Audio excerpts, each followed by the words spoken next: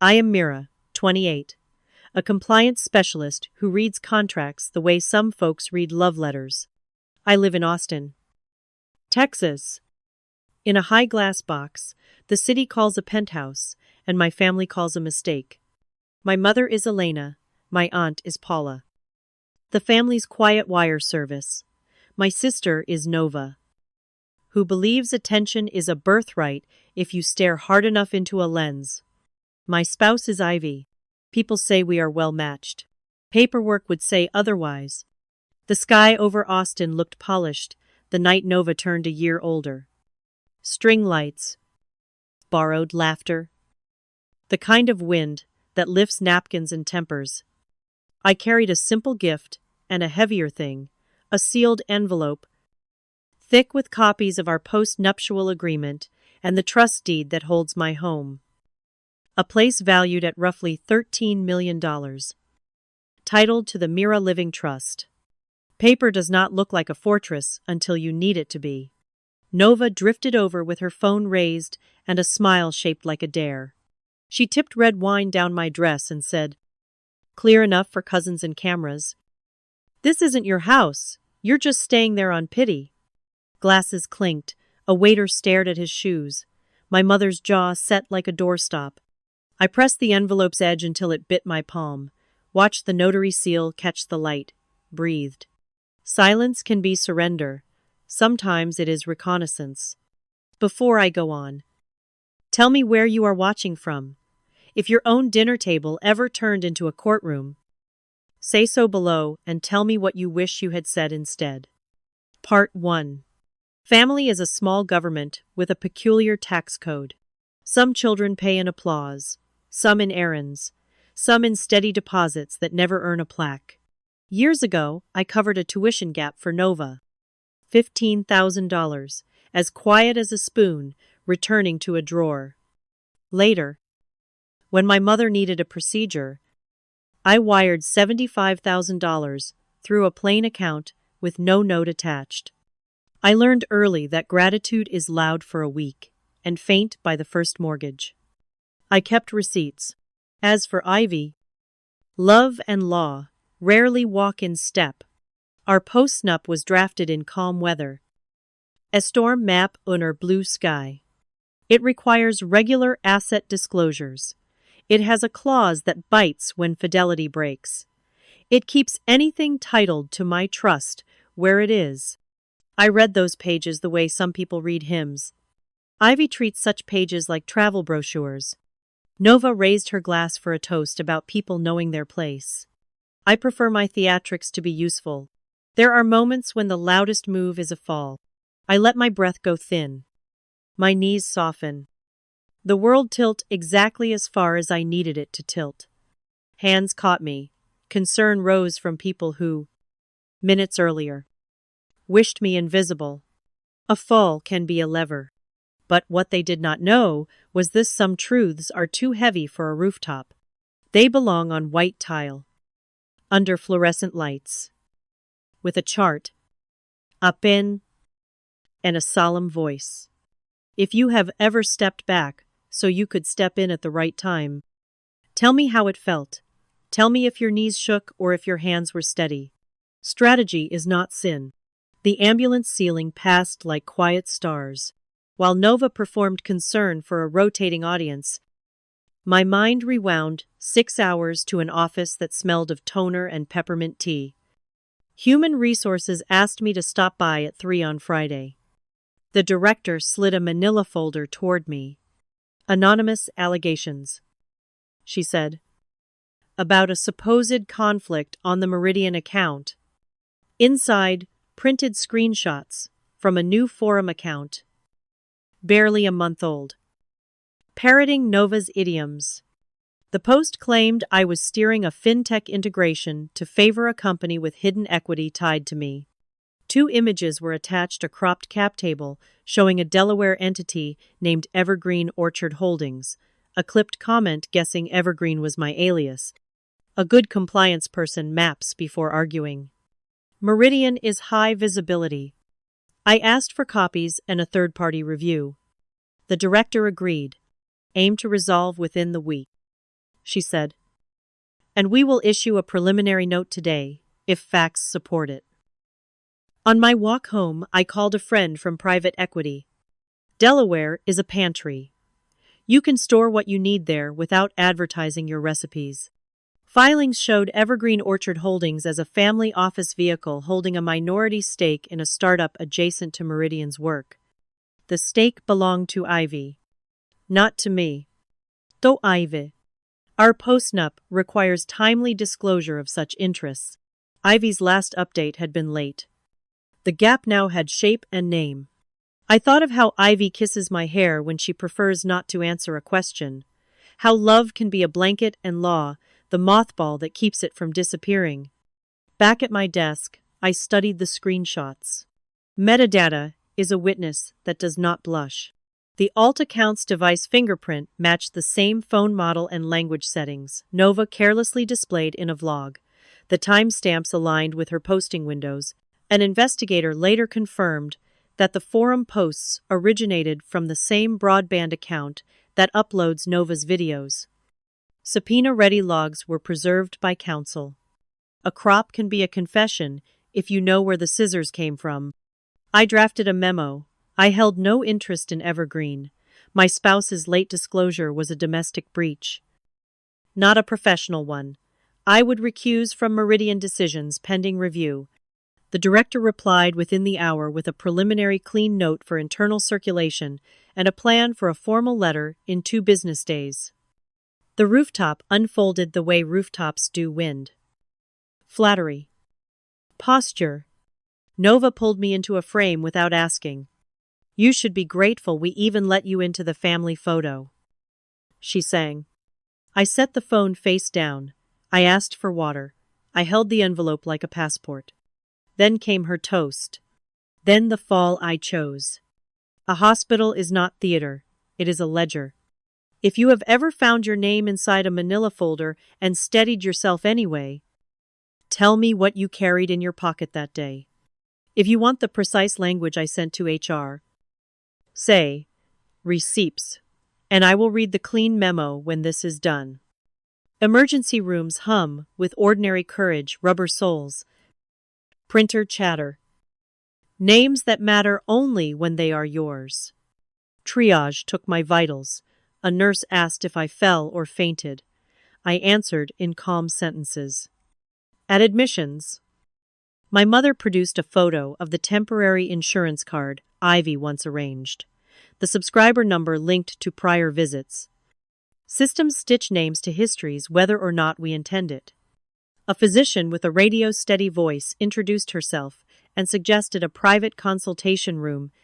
Before we continue, she said, Nova, you have a file with us. Who do you consent to have present for discussion about your care? Nova glanced at my mother. Then at me. Then at Ivy. All of them, she said. The physician turned to Ivy. There is a prior laboratory report from a partner clinic referencing a named alleged parent. Do you consent to our referencing your name in Nova's presence? Ivy nodded once. I consent. We sat. The physician pulled a chair close. The way good doctors do when words will be heavy. Nova, she said. Gentle but exact. Based on imaging today and prior notes, you are approximately 26 weeks along. That is 6 months. Nova laughed once, then stopped. We will confirm timing. The physician added, but we are not guessing. She continued, careful with each syllable. 2 weeks ago, at a partner clinic, you signed consents for non-invasive prenatal screening and provided a buccal swab from the person identified as the alleged parent. Those results were routed here because the guarantor information matches this plan. The report indicates a match to the named alleged parent on file. She did not look at me. She looked at Nova. Nova stared at the tile, then said it herself. Not loud. Not theatrical, it is Ivy. Silence hummed like a transformer. My mother sat down hard. Aunt Paula folded her hands in her lap and watched the floor as if answers sometimes write themselves there. Ivy stood very straight. I felt rage, rise like groundwater, and then recede. There would be time for landscapes later. For now, medicine. The physician outlined next steps: visits every 2 weeks, a nutrition consult, a counselor, if Nova wanted one. She asked if we had questions. I asked one. Doctor. For clarity, today's discussion happened in a private room with consents recorded. Yes, she said. We have signed consents for who may hear and what may be referenced. A note on evidence: I did not covertly record clinical dialogue. I narrated my own experience later, in a public corridor. And Aunt Paula kept contemporaneous notes. The core evidence is the physician's written note and the partner lab report retained by counsel. Context matters, so do boundaries. If you have ever sat in a white room while a stranger named the truth you already suspected, tell me how you kept your face steady. Tell me whether you wanted to run or sleep. If you think I should publish the timeline and filings first, or call the lawyer and let papers speak, write timeline or lawyer. By Saturday morning, I had slept the way soldiers sleep between whistles. Milavier. Ruth called as the city shrugged into its weekend. I told her the hospital conversation in quiet sentences. She did not gasp. She translated pain into procedure. Your post-nup has fidelity language, she said. We can notice a breach without disclosing medical detail. We have the spouse's late asset disclosure and behavior timeline that triggers review. Ruth speaks in verbs. We will file for temporary orders. We will move the penthouse pursuant to your documents. She flipped through the trust binder. Your revocable trust has a standing provision that allows funding into an irrevocable trust upon a noticed breach. She confirmed. Good. We will exercise it. It was Friday. We e-recorded the assignment before lunch. The clerk stamped it, received late afternoon. Paper with teeth. Not justice, but a gate. Aunt Paula, appointed as independent trustee, arrived in a navy cardigan and listened as Ruth explained her duties: fiduciary title, not ownership, decisions logged as if a grand jury might someday read them aloud. I kept ledgers for 20 years. Paula said, I know how to make a line straight. Ruth's paralegal prepared 2 outbound packets. One to Ivy, a clear notice citing the clause, the missed disclosure, and the temporary measures the agreement requires. No adjectives. Measured like a carpenter's square. One to Nova's counsel: remove specific posts and refrain from further false claims. Metadata and IP logs preserved. Subpoena ready. Govern yourself accordingly. The letter closed. HR called late Friday with a preliminary clean note. The third-party reviewer saw no conflict by me. My recusal from Meridian stood. The spouse's interest was a personal disclosure lapse. The director promised a formal letter within 2 business days. It arrived on Tuesday, printed on letterhead, and sent to the client. I saved it 3 times cloud. Drive. Print. Nova messaged that night, this is what you deserve. You made yourself untouchable, and now you cry, because someone finally touched you. I screenshotted and did not reply. Ivy texted. We talk. I answered. We will.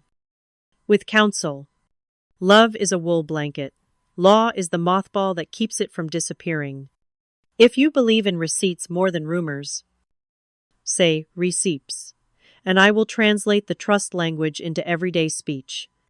If you think I should have shouted on the roof instead of filing on Friday, say so. Tell me if shouting ever paid a bill.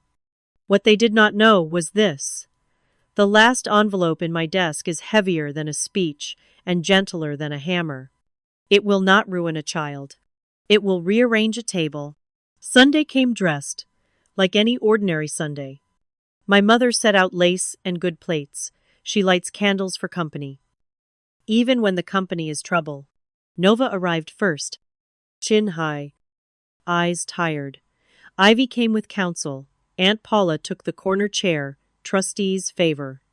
I laid 3 sealed envelopes on linen and said, "We will start with paper. We will end with breath." Envelope 1, the post-nup. Its notary seal, a small moon. I tap the paragraph that ties infidelity to temporary freezes and mandatory review. The schedule that moves property into a protective trust when a breach is noticed. The list of what remains separate. My mother read like a woman reading an electric bill. Adults understand ledgers. This is theater. Nova said, "You don't get to dictate terms here." Paula adjusted her glasses. "Terms were written 2 years ago." She said, "We are merely following them." Ivy's counsel placed a notice of her own. "On behalf of Ivy," she said, "we request mediation pursuant to the agreement. Given the circumstances, we will petition to appoint a guardian ad litem for the proceeding upon the child's birth. So the child's interests are represented in any support or contact discussions. We acknowledge temporary measures and will cooperate in a full disclosure audit." Calm. Exact. Envelope 2, a simple timeline in square letters, showing how a Delaware entity called Evergreen Orchard Holdings acquired a small stake, that the filings list Ivy, not me, that our household's disclosure clock fell behind. "This is not a scandal in my name," I said. "It is a lapse under my roof. Law has consequences. Love has boundaries. Both can be true." For those who posted otherwise, I asked them to read the dates slowly. Envelope 3, an evidence summary. Not a spectacle. Screenshots of the alt account. Preserved IP logs linking posts to the broadband account used for Nova's uploads. Device, fingerprint notes. Counsel's letter demanding takedown. A redacted transcript compiled from my own recollection, and the physician's written note sat on a flash drive. Scrubbed of protected health information beyond what Nova permitted in writing that day. "If posts come down and stay down," I said. "This stays polite. If not, the next letter addresses a court, and it will not speak sweetly." My mother, who has outlived a few storms, asked the question that matters. "What do you want?" Mira. 3 things. First, false posts come down and stay down. Reasonable speech can live. Lies cannot. Second, we stop trading rumors as currency. Anyone with a concern brings it to a grown-up with a pen. Third, whatever happens between Ivy and me, the child is covered a fund placed in escrow, supervised by the court and the guardian ad litem when appointed. So, needs never become bargaining chips. I will not starve innocents to feed adults. I said, "That is my line." Ivy's counsel nodded. "We can stipulate to an interim support escrow pending mediation," she said. "Funded according to the schedule your agreement anticipates." She slid a plain form across the cloth. The best tools are plain. The room decided to be a meeting, not a mob. Pens appeared. Paula opened a ledger, labeled in her tidy script, "Trust Actions." Household. My mother signed where signatures make promises. Ivy signed with a steady hand. Nova did not sign, not her place yet. Mediation will ask for what only she can give. "You never took anything from me," I said as the candles burned low. "You borrowed the illusion that you were above me. I am returning it to you empty." Pride flinched. The ledger closed, with a sound like a door, not locked, only shut. "If you think I chose correctly," right, right. "If you would have gone nuclear," right, wrong. "And lay out the smarter plan," someone out there needs your map. Monday arrived with ordinary noises. I wrote 3 words on a yellow pad: trust. Child. Peace. Trust first. The clerk stamped our Friday filing. The penthouse now sits in the irrevocable trust, like a ship in a glass bottle. Aunt Paula logged the first trustee note: utilities paid. Insurance confirmed. No expenditures without written approval. Not pootry. Safety. The child. Ruth and Ivy's counsel met me at a bank where the manager still remembers names. We opened an escrow account that belongs to the process, not to me or to Ivy. Deposits will follow a schedule, our postnup already anticipates. When a guardian ad litem is appointed after birth, that person will watch the ledger with court eyes. I asked for paper copies. Some of us sleep better when we can touch a page. Peace. Which is work, not weather. Nova began removing posts the same day, counsel wrote. Sponsors called her, "Influence is a fragile income." She issued a statement framed as growth. It was not an apology. It was a pause. Our claim does not vanish. It sits until we see whether the pause becomes a habit. Any settlement will include a public retraction and a donation in Nova's name to a clinic that serves women who cannot afford proper care. Money is loud. Alignment is louder. Mediation with Ivy took place at week's end, in a room with chairs that do not squeak. Ivy spoke first. She did not deny. She placed statements on the table, the way a person lays flowers on a grave. Here is what I own, she said. Here is when I failed to disclose. Here is a plan for support. Lawyers added the words, a ledger requires. We spoke little about love. We spoke instead about a buyout mechanism annexed to our postnup for joint venture interests if the marriage ends. An independent valuation sets the price. Ivy must buy out my interest in any shared venture in installments that do not threaten the roof above my head. Not a shareholder's drag-along in the strict sense. A marital annex written in plain math. My mother kept an appointment with a family counselor on Thursday.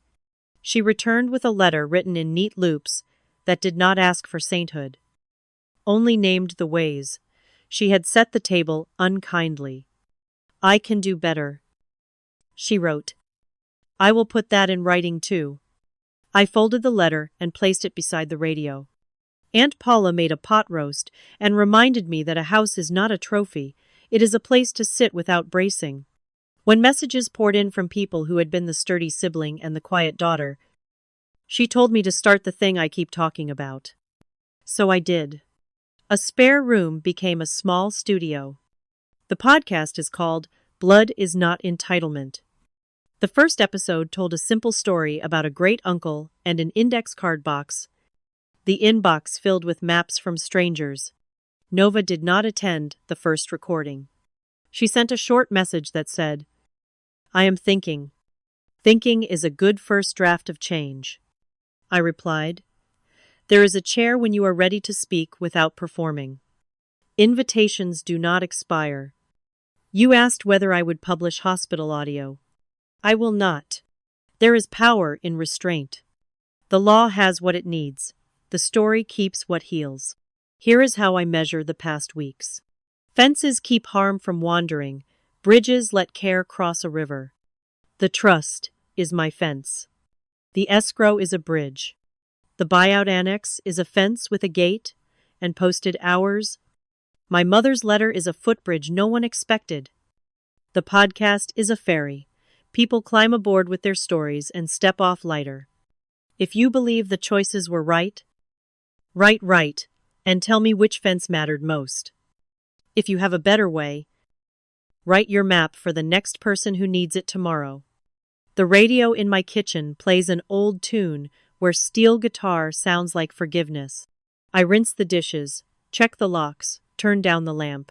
The city keeps its faithful noises. The house breathes like a thing that knows it will be allowed to remain standing. Thank you for spending time with me today. Stories like this are never easy. But I'm grateful you listened all the way through with an open mind. If something here touched a nerve or gave you a map, that matters. Now I want to hear from you. Story 2. I still remember the glow of those golden balloons strung above the living room, the smell of buttercream from the cake, and the faint creak of the old wooden floor under so many shoes. My mother's 65th birthday was supposed to be a happy evening. Neighbors, cousins, and a few old family friends had crowded into the house. Laughter rang out as glasses clinked. Someone tuned the stereo to a familiar Motown song, and people swayed with plates in their hands. It looked like a celebration. It felt like a trap. I had brought a gift. A camera, wrapped in green paper. Because green had always been my mother's favorite color. Pamela, the woman I was seeing, helped me tie the bow before we left Austin. She told me not to worry. But my heart had been heavy on the flight. For as long as I could remember, I had lived in the shadow of my younger brother. He had charm, bright smiles, and stories of big projects. I had steady work, long hours, and calluses nobody cared to see. Tonight, I hope to stand quietly, hand my mother her present, and show her I had grown into someone worth noticing. But families have a way of turning joy into comparison. As relatives filled their plates, Aunt Linda leaned close to my mother and said loud enough for everyone, "Sloan has been the one taking care of you month after month. You raised such a fine son." The room murmured with agreement. My mother beamed at him, then turned her eyes toward me. "Why can't you be more like your brother? He carries this family. You hardly bother." Her words cut sharp. I felt the familiar burn of being dismissed, the sting of being told I was invisible. Pamela squeezed my hand under the table, a silent plea for calm. But years of silence can build into something dangerous. I pushed my chair back.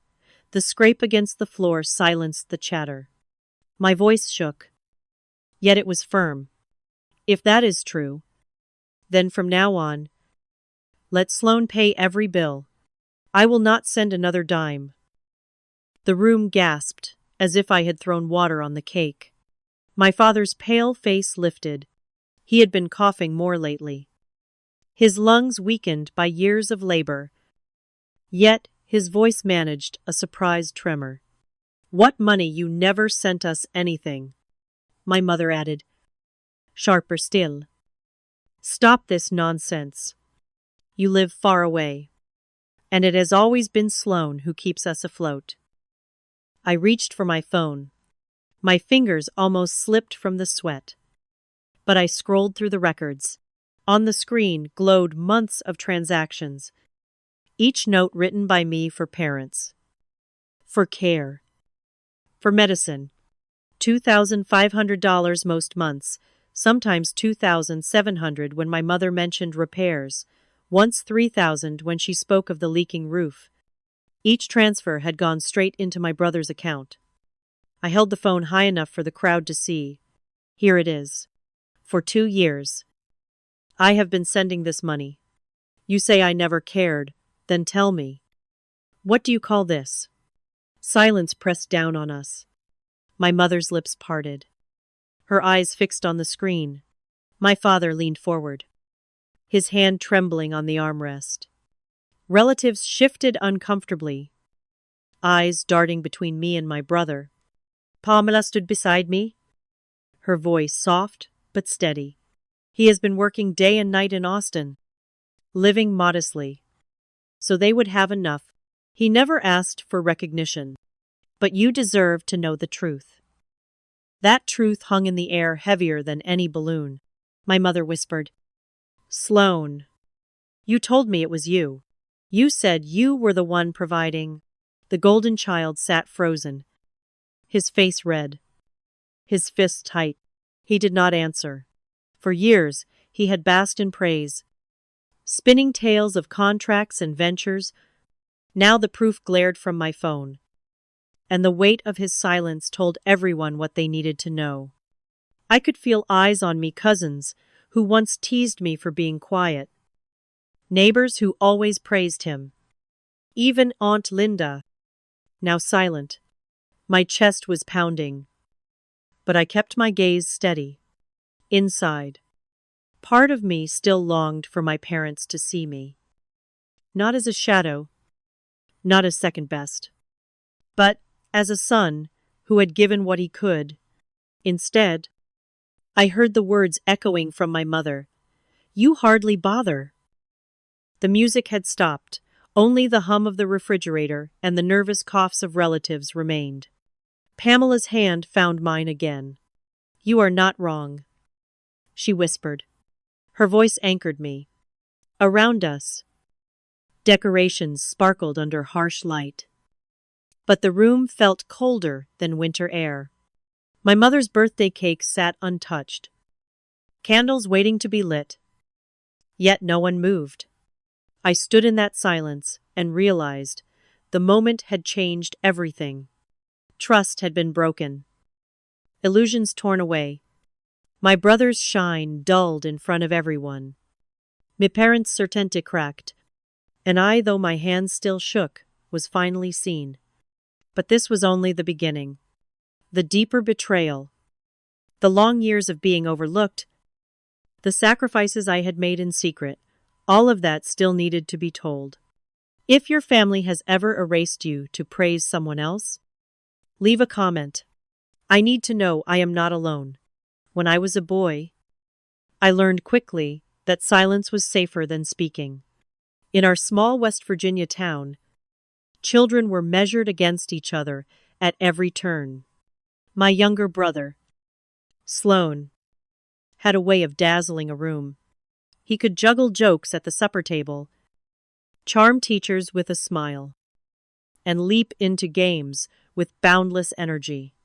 I, on the other hand, sat quietly in corners with a book or hunched over an old computer I had rescued from a thrift shop. Our father was a miner. His hands bore the permanent scars of work underground. He was not cruel, but his words carried the weight of expectation. Whenever Sloan brought home a medal or praise from school, my father's eyes lit up. "That boy has what it takes," he would say, clapping him on the shoulder. When I returned with solid grades but no trophy, he sighed. "You need to learn from your brother." It was said so often, it became a refrain in my memory.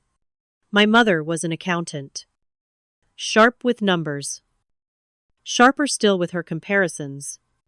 At church suppers or neighborhood picnics, she found ways to steer conversation toward Sloane's cleverness. "He is going places," she told anyone who would listen. "Of me," she said little beyond. "Alvin is quiet, always tinkering." The words were not unkind, yet they pushed me deeper into the background. Being described as quiet may sound gentle, but in our house, it was a verdict unremarkable, easy to overlook. One Christmas remains etched in my memory. The living room glowed with colored lights. My brother sang carols, and relatives clapped. I had spent weeks assembling a small lamp from spare wires and bulbs. My gift for our parents. When I handed it over, my mother smiled politely but said, "You should spend less time fiddling with useless things and more time with your brother." I remember nodding, forcing back tears, while my lamp sat untouched beside the tree. Even as a child, I knew that in this family, effort, without applause, was invisible. Years passed, and the pattern only deepened. At school, Sloan was the star of basketball games. The boy everyone invited to parties. Teachers praised his charisma. Classmates orbited around his energy. I was the quiet one in the library, bent over circuit diagrams or science fiction novels. Sometimes, I overheard my teachers speaking to my mother.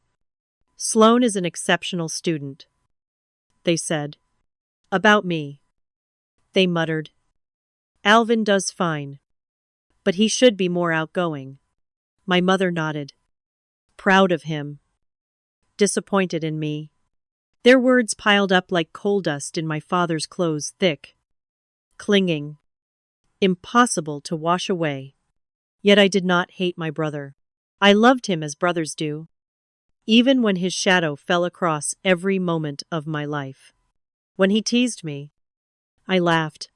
When he won, I clapped. But each comparison carved a deeper line inside me, until I felt more like a silhouette than a son. The world, it seemed, had room for only one veiled child. And it was not me. By the time high school arrived, I had grown accustomed to being overlooked. At dances, I leaned against walls. At assemblies, I sat at the back. My refuge was the computer lab, where I typed lines of code that obeyed without judgment. Machines did not compare me to my brother. They responded to patience and logic. In their quiet hum, I felt something I never found at home value. Still, there were moments when the wound throbbed. When my parents skipped my science fair to attend one of Sloan's games, I presented my rocket to an empty row of seats. When I received acceptance into the engineering program at West Virginia University, I showed them the letter. My mother barely looked up. "That is good," she said. "But communication matters more than machines. You should learn to be like your brother."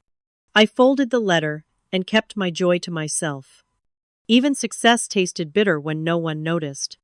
Looking back, I see now that my family's favoritism was not unique. Many homes carry the myth of the golden child. One shines, the other disappears. What made it cruel was the way it seeped into every corner of my life: dinners, holidays, conversations, even the way neighbors greeted us. They looked at him with admiration, at me with polite forgetfulness.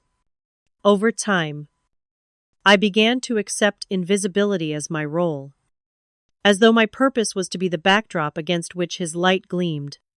But in that quiet, something else was growing. Each slight, each dismissal, each moment of being ignored became a coal ember smoldering inside me. I told myself I did not need applause. I told myself one day I would find my own sky. Even if no one clapped when I reached it, I did not yet know what shape that sky would take. I only knew that I would not live forever in the shadow of another. Even now, telling you this, I can hear the echo of my father's voice. "Look at your brother." That is the kind of energy that leads to success. I remember the cold weight of those words. But I also remember my own quiet reply. Never spoken aloud. Success is not noise. Sometimes it is the steady hum of a machine, the persistence of one who refuses to vanish. And that hum, though unheard by my family, would one day carry me out of the shadows. They never asked what I was building in that silence, but it mattered. It still does. When the acceptance letter from West Virginia University arrived, I held it like a passport to another life. Electrical engineering, that was the program. I could still smell the ink from the printer, the faint rust of the mailbox as I pulled it free. I told myself this was my chance to build something of my own, far from the constant comparisons that had filled my childhood. Moving to Morgantown felt like stepping into open air after years underground. The campus was alive with students rushing across green lawns, arms full of textbooks, heads full of dreams. For once, no one knew me as the quiet boy trailing behind his shining younger brother. I was simply another student. Yet freedom came with its own burdens. Tuition, rent, and books towered over me like unscalable cliffs. I worked wherever I could. In the mornings, I served coffee, burning my hands on steaming cups while professors hurried to lectures. At night, I washed dishes in a restaurant where grease clung to my clothes long after I left. On weekends, I repaired classmates' computers, tracing broken circuits with tired eyes. Every dollar went into a careful ledger rent. Food. Textbooks. There was little left for comfort. Still, when I looked at my reflection in a darkened window, I felt a quiet pride. I was doing it on my own. Meanwhile, Sloane's path bent in a different direction. He enrolled in college for a year, then declared it was too restrictive. The real world is where the action is, he said, during one of his dramatic calls home. Soon, his stories shifted to vague ventures, investment opportunities, high-profile connections. Whenever he visited, he wore new clothes, carried the latest phone, and spoke of contracts about to be signed.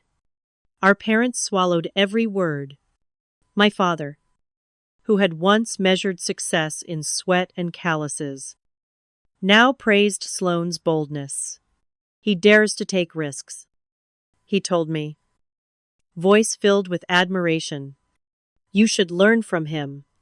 My mother nodded along, calling Sloane a visionary. To them, my jobs and steady grades were small, unremarkable. I was building stability, he was spinning dreams. Stability earned no applause. What they never asked was how I paid for it all. They never asked about the hours I stumbled home with aching feet, too tired to study, yet forcing myself to open another textbook. They never asked about the nights I skipped meals so I could afford lab equipment. I should not have expected them to. In their eyes, I was always the background figure, steady but forgettable. The contrast cut deeper when money became involved. Sloane often asked our parents for support loans to host dinners for business partners, funds for new ventures, contributions to his endless ideas. And they always gave. They dipped into savings, even borrowed against the house, certain that his brilliance would soon repay them. When I once asked my mother for a small sum to purchase a required textbook, she sighed. Things are tight. We just helped your brother with a project. You will have to manage. I hung up quietly and returned to my stack of secondhand books. Social media made the gap impossible to ignore. Late at night, when exhaustion weighed heavy, I would see Sloane's posts, him leaning against a gleaming car, smiling at rooftop bars, captioning each photo with slogans about success. His image glittered while I scrubbed dishes. Friends and neighbors back home shared his posts, proud of the shining Vale sun. About me, they said little, if anything at all. Still, I pressed forward. The hum of circuits and the logic of code gave me purpose. Machines did not care who received applause. They responded only to persistence. I found internships, worked with real engineers, and glimpsed the life I was building. It was not glamorous, but it was solid, stone by stone. And while my family cheered Sloane's illusions, I carried my weight quietly. Alone. Looking back now, I realize this was the first stage of my rebellion, not loud, not public, but a rebellion of endurance. By surviving, by refusing to collapse under the silence, I was breaking away from the shadow. It did not look like revenge then. It looked like survival. Yet every late night, every sacrifice, every unacknowledged effort became kindling. And one day, that fire would burn through the lies. They thought I was just scraping by. What they never knew was that each dollar I earned was another brick in a foundation that would outlast their illusions. After graduation, I carried my degree like a shield into a new life. Austin was where I landed, drawn by the promise of technology firms and steady work. The city hummed with energy, glass towers gleamed. Food trucks lined busy streets, and every coffee shop seemed to pulse with young people building something new. I found a modest apartment, Not much more than a narrow kitchen and a bedroom with a view of the parking lot. But it was mine. I worked as a software engineer, surrounded by code and projects that challenged me. My salary was decent by most standards. Yet student loans nipped at every paycheck. Rent, groceries, and textbooks I still purchased to keep learning all of it, drained my account. Still, for the first time in my life, I felt steady. I had built this stability with my own hands, without applause, without shortcuts. But then came the phone call that altered everything. My mother's voice wavered. My father's lungs, battered by years in the mines, had weakened further. He could no longer manage heavy labor. She herself had shifted to part-time accounting, her energy dwindling with age. The words tumbled from her lips.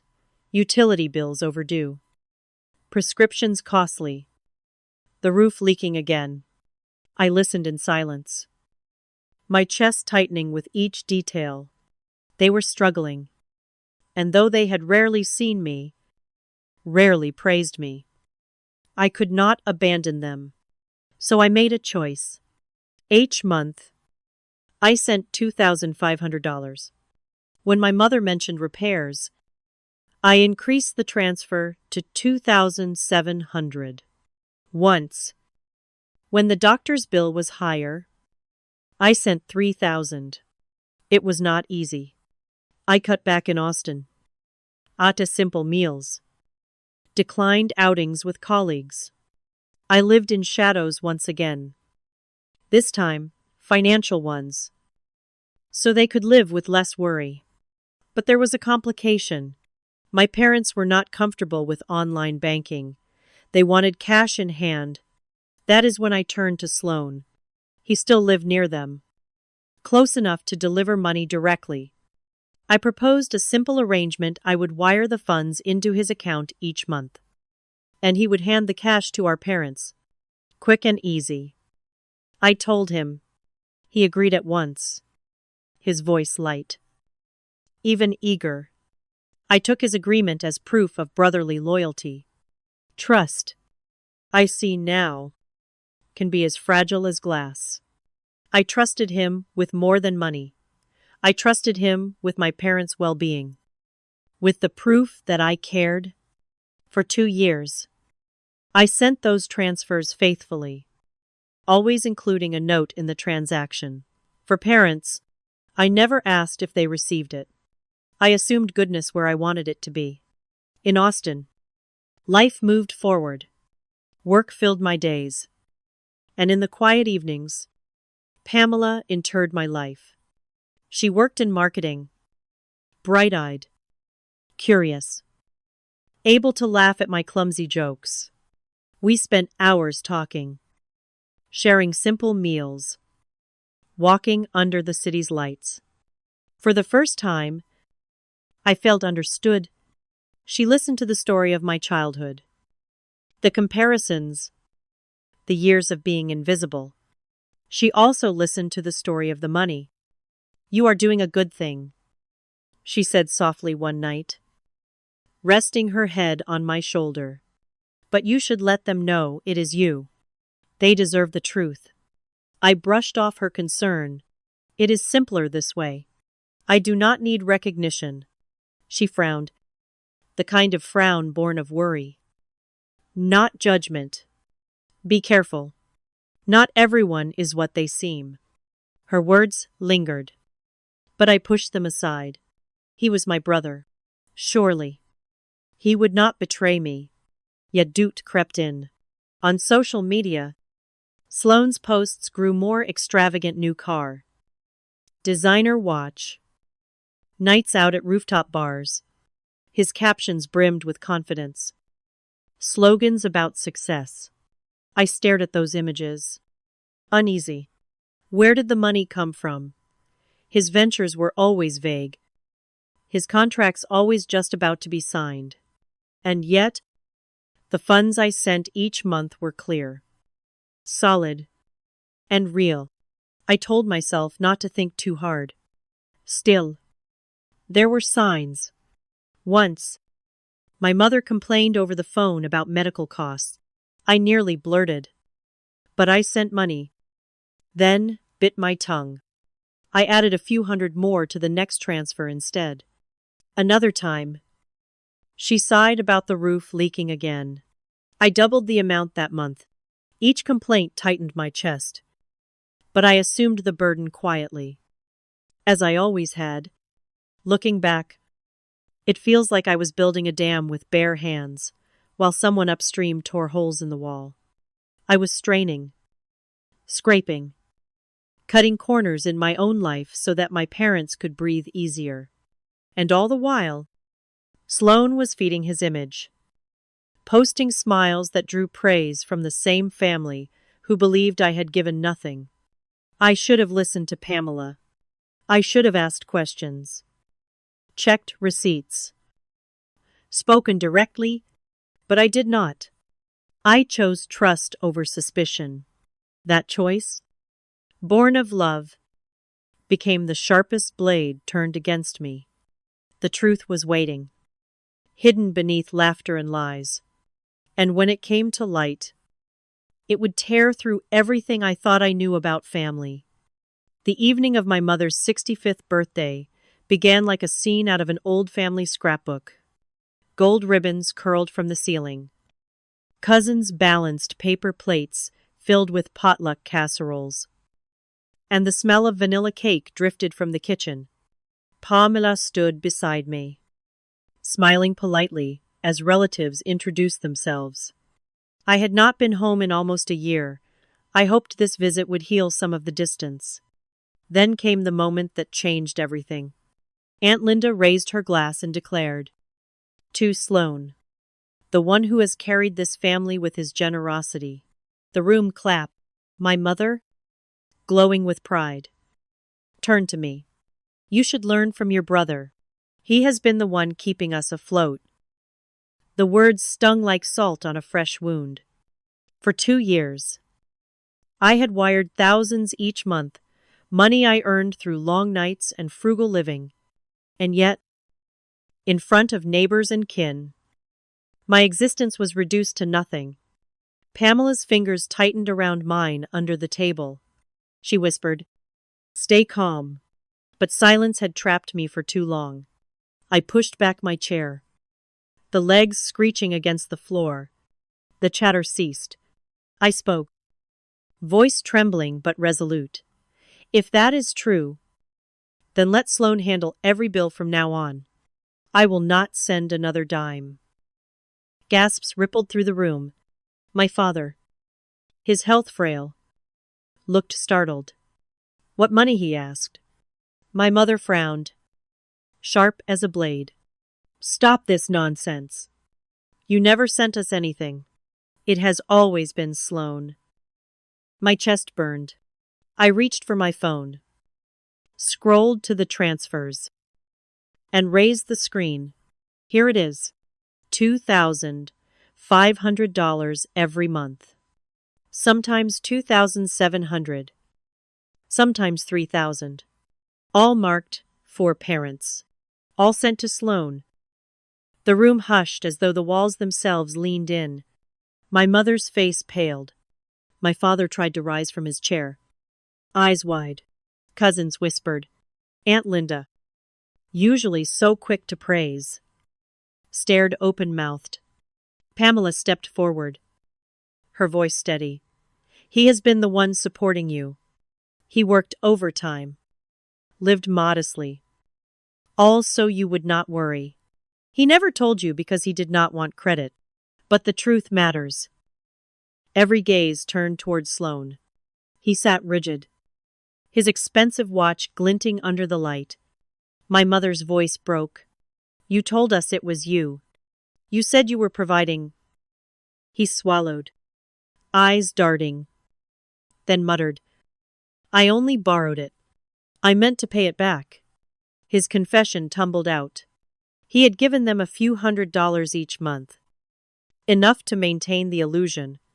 The rest had gone to debts, parties, appearances. I did not want to disappoint you, he whispered. A silence heavier than stone fell. For me, it was the sound of a trust shattering. I remembered every transfer, every skipped meal, every long night coding in Austin while he was posting photos from bars. And all the while, my parents praised him, blind to what was real. My mother covered her face with trembling hands. My father stared at the floor. Neighbors exchanged uneasy looks. For the first time, the golden child's shine dulled before the crowd. And for the first time, I felt their eyes on me not as a shadow, not as an afterthought, but as the son who had borne the unseen weight. Yet the moment carried no triumph, only sorrow. I had wanted recognition. Yes, but not like this. Not torn from lies in front of candles and cake. I cleared my throat. Speaking through the ache, if you want me to continue helping, there must be conditions. No more comparisons. No more secrets. Everything must be transparent. And Sloan must contribute, too. My words lingered like smoke. My mother nodded slowly, tears streaking her cheeks. I was wrong, she whispered. My father's voice cracked. I see you now. Even Aunt Linda, once Sloane's loudest champion, murmured. We never knew. Pamela slipped her hand into mine. You did right, she whispered. But I knew this was not the end.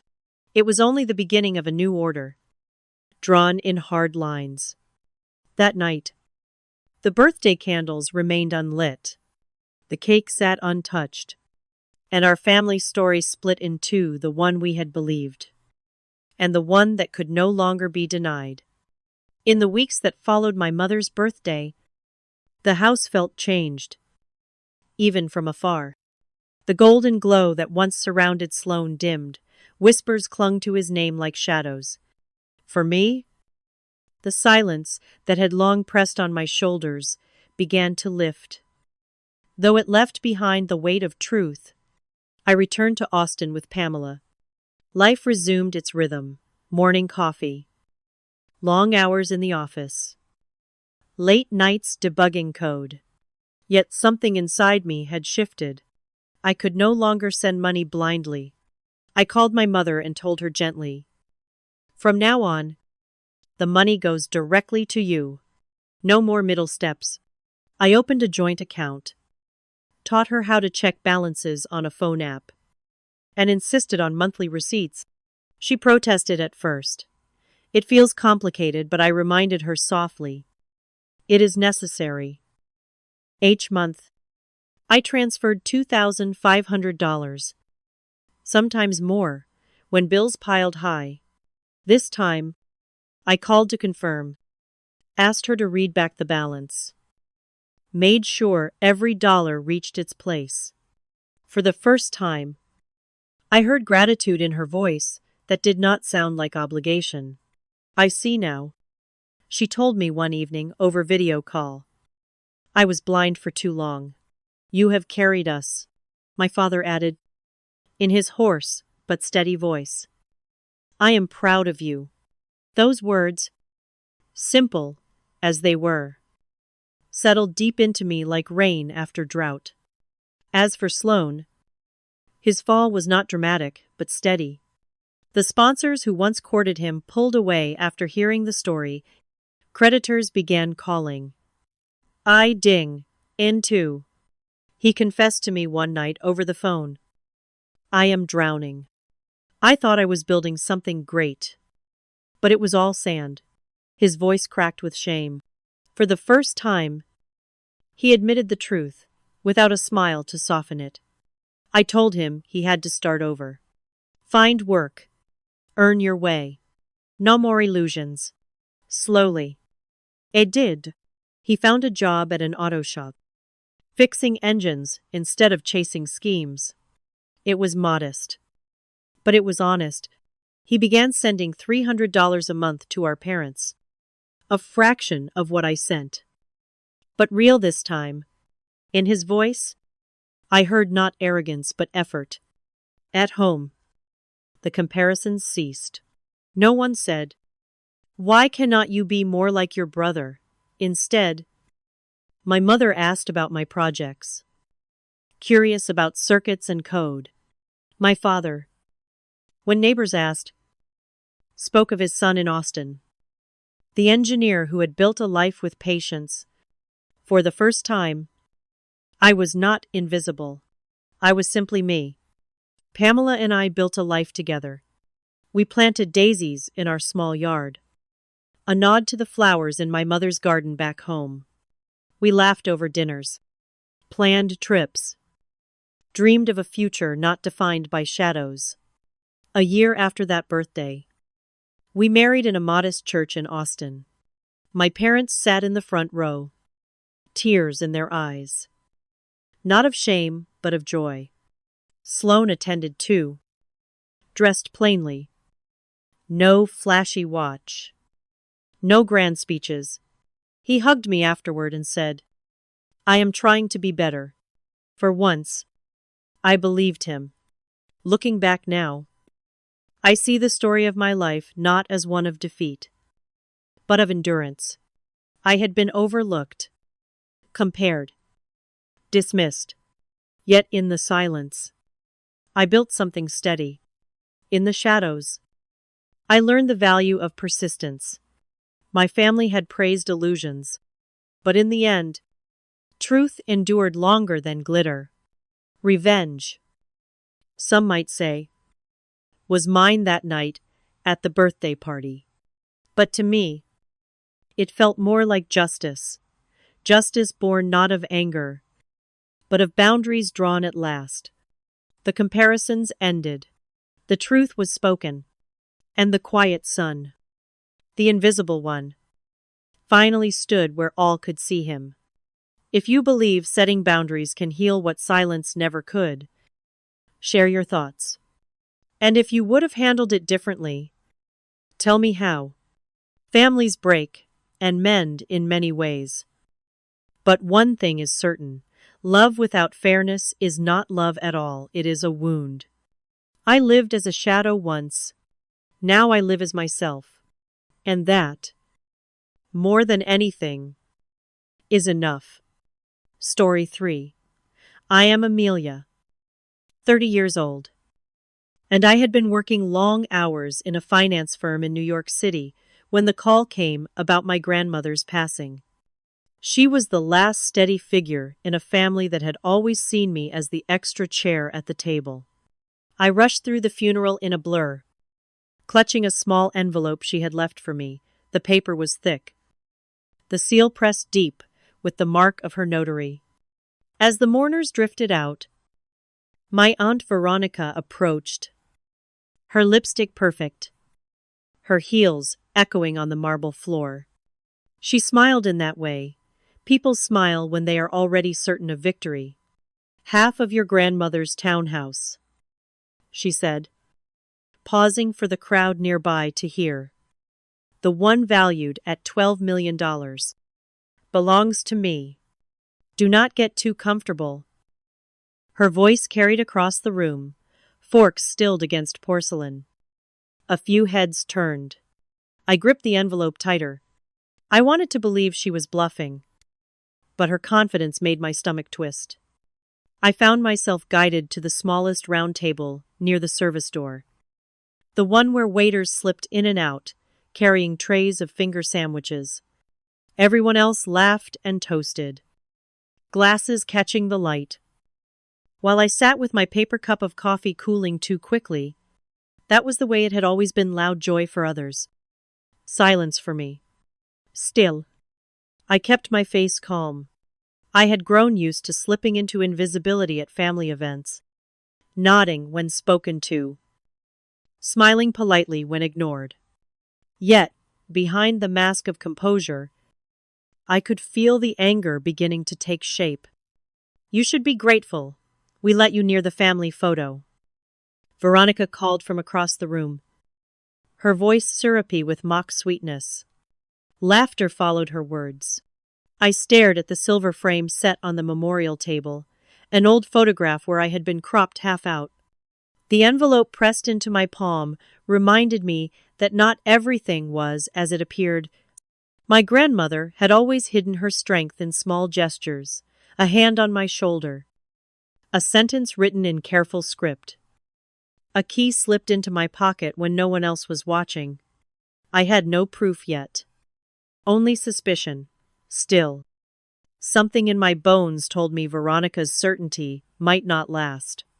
There were documents no one else knew existed. Arrangements made in quiet that would come to light at the right time. The hall filled with the sound of clinking glasses, as though grief could be washed away with champagne.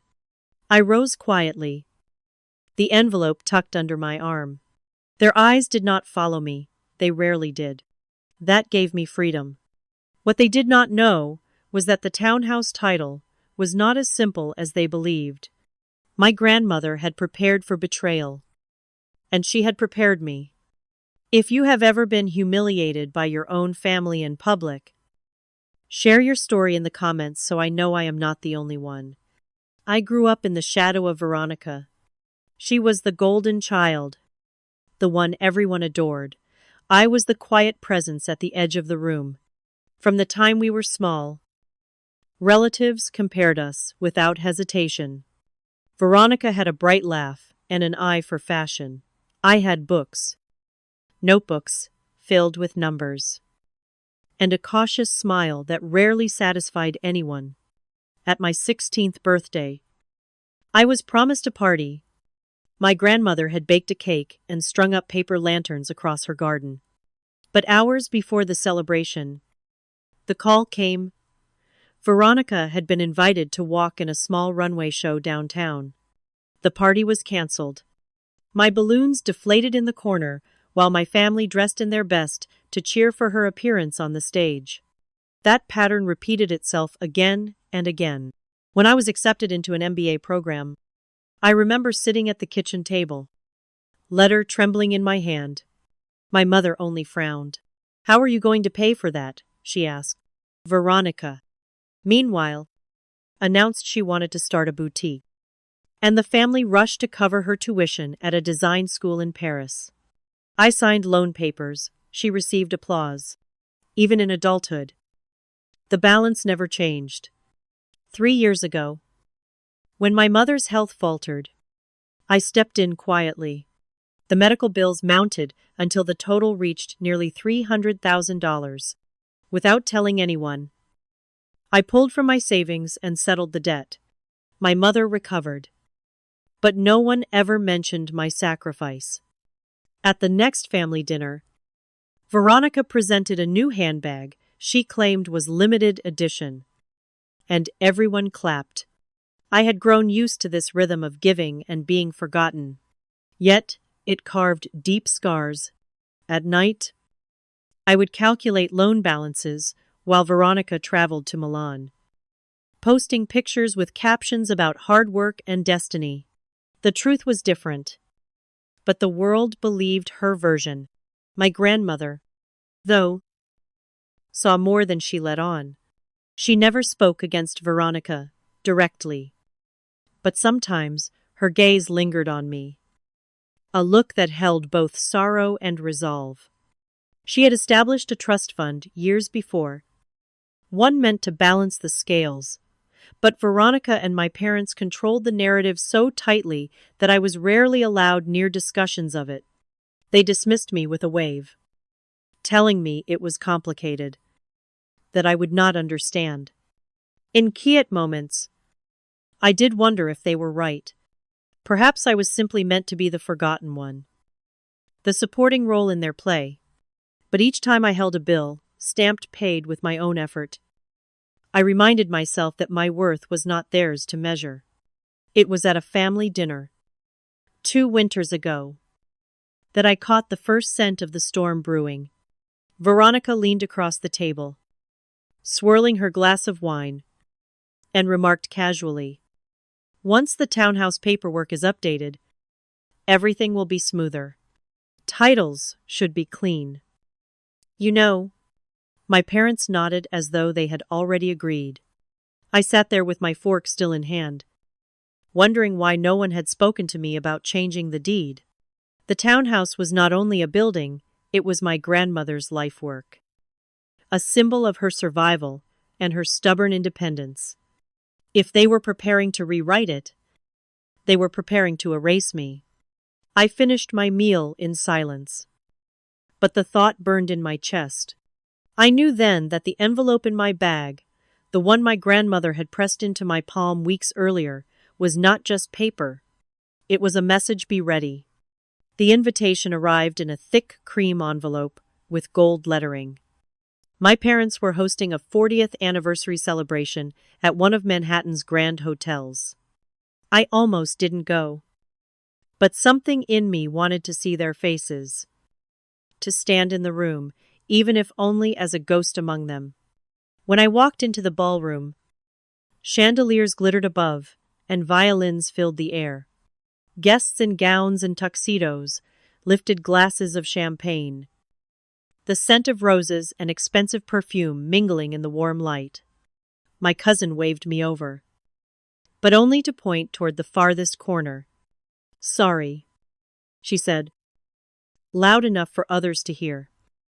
"This table is for successful people only." Her laughter rang sharp. She gestured toward a small round table near the trash bins where busboys shuffled in and out. I walked there slowly, each step heavier than the last. No one stopped me. No one said it was cruel. I lowered myself into a chair that wobbled on uneven legs. Above the music and chatter, I could hear the scrape of plates and the clatter of dishes from the kitchen. The humiliation was deliberate. Veronica glided across the room in a dress that shimmered like liquid silver. Her arm looped through the hotel manager's as though she owned the place. When the waiters placed silver domes on the tables, she leaned toward me with that familiar smirk. "You know," she said, voice just loud enough to carry. "When the townhouse is properly recorded, you will not have to worry about paying bills at all, because you will not have a share." The words struck harder than the laughter that followed. My throat tightened, but I forced myself to sip water calmly. I had learned to mask pain, still. It burned. The meal dragged on. Course after course I barely touched. Then the bill arrived, $2,800. Slid onto the velvet beside Veronica. She tapped the folder with a manicured finger and smiled across at me. "Since you will be benefiting from the townhouse, eventually, why don't you cover this one?" The suggestion was not serious. It was a performance. A way to let the crowd laugh at my expense. The room buzzed with amusement. I placed my napkin on the table, rose without a word, and walked toward the lobby. My face remained calm, but inside my chest, rage coiled tighter with every step. I paused by the great glass doors and checked my phone. That afternoon, before the party, I had walked into the city's records office. I had asked for filings on the townhouse. A simple request anyone could make. The clerk had handed me a thin folder. Inside, something caught my eye. Notations that did not match the story Veronica told. They had not expected me to look. They had not expected me to act at all. As I stepped out into the cool night, the city's hum wrapped around me. My humiliation still stung. But beneath it lay something stronger, the certainty that their lies were unraveling. What they didn't know was that I had already checked the property filings downtown. And what I saw there would change everything. The morning after that anniversary dinner, I sat at my small kitchen table. The file from the records office spread before me. The folder was thin, but every page whispered betrayal. There were signatures that did not belong to my grandmother, dates that clashed with times she had been too ill to even hold a pen. One document in particular chilled me, an application for a mortgage against the townhouse. Nearly $800,000. Filed without my knowledge. The borrower listed was not my grandmother at all, but Veronica, with my parents signing as guarantors. I traced my finger down the ink, steadying my breath. They had used the property as collateral, gambling with something that was never theirs to risk. The townhouse was not simply brick and mortar, it was the anchor of our family history, and they had chained it to their debts. I returned to my grandmother's house later that day. The room still smelled faintly of her lavender soap. In the upstairs study, I found her old safe, a battered iron box tucked behind shelves of dusty law books. She had once pressed a key into my palm, telling me that one day I would need it. My hands shook as I turned the lock. Inside lay a folder bound with twine, marked in her handwriting, "For Amelia." The weight of it seemed heavier than paper should be. I untied the knot and opened it. Deeds, codicils, and letters spilled out, each stamped, each notarized. One document stood apart, a codicil to her will, signed and sealed, barely 6 months before her passing. In careful script, it stated that the townhouse would pass entirely to me, bypassing both my parents and Veronica. I sat there for a long time, the sunlight slanting through the curtains, illuminating the ink. My grandmother had seen the storm coming. She had prepared for their betrayal. Among the papers was a letter addressed to me. "They will try to erase you," she wrote. "But remember, truth leaves traces. Follow them, and you will prevail." Tears blurred my vision, but resolve hardened in my chest. For years I had been the quiet one, the overlooked. Yet here, in my hands, was proof that I was not forgotten. I needed help. That evening, I called Marlene, my grandmother's longtime attorney. She was in her late 60s, sharp-eyed and unyielding. When I explained what I had found, she asked me to bring everything to her office. Her law office smelled faintly of old books and lemon polish. I laid out the documents across her wide desk. Marlene studied them with the patience of someone who had weathered storms of litigation before. She tapped one page with her pen. "These signatures are forgeries," she said. "Your grandmother's hand was never this rushed. And look here, dates that overlap with her hospitalization. Whoever filed these papers made a grave mistake." She opened a drawer and withdrew a thin drive. "We will need more than paper," she continued. "Your grandmother left me something else, a video testament she recorded on her tablet. She insisted it be stored privately, in case her wishes were ever questioned." My breath caught as the screen flickered to life. There was my grandmother, her hair neatly combed, her voice steady despite the tremor in her hands. She looked directly into the camera and said, "The townhouse belongs to Amelia. She has worked. She has sacrificed. And she alone has understood the weight of this family's legacy. I do not trust Veronica or her parents with this responsibility." When the video ended, silence filled the room. Marlene leaned back, folding her arms. "This is more than enough to challenge them, but you must be ready. Amelia, once you confront them, there will be no turning back." I thought of the smirk on Veronica's face at the anniversary dinner, the laughter around that wobbling table. I thought of every time I had been dismissed, overlooked, humiliated.